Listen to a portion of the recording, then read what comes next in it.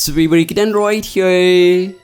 So, Samsung is all set to introduce the next generation of the Samsung Galaxy Z Fold series on July 26 along with tons of other products.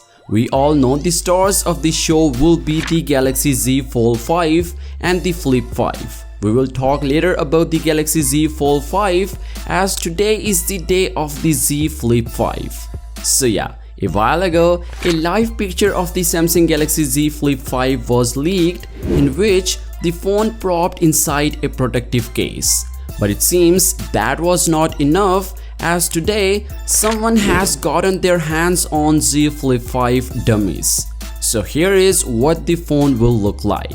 Here is a short video which also shows a black version of the phone. And more importantly, it shows what the phone looks like in a closed position. And I would say, besides the larger cover display, not much has changed on the exterior. And I guess for the Flip series, this change on the cover display is kind of enough to see your daily notifications as this screen takes up a significant portion of the top half of the device.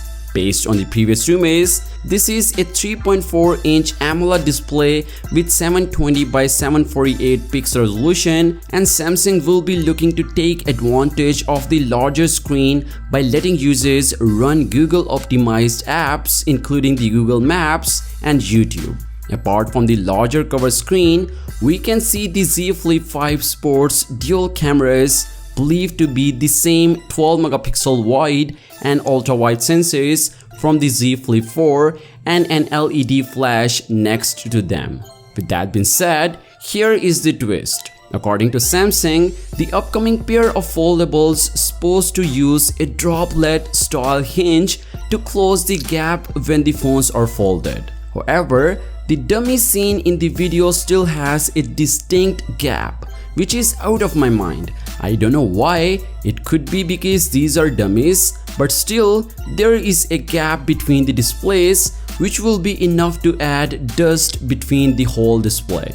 But let's wait for unveiling, which is scheduled for the 26th July, because I do think that device in actual will look a lot better. So yeah, what do you think about this first hands-on look of the phone? Well, let me know your thoughts on it in the comments down below. And as always, I'll catch you guys in the next one. Peace out.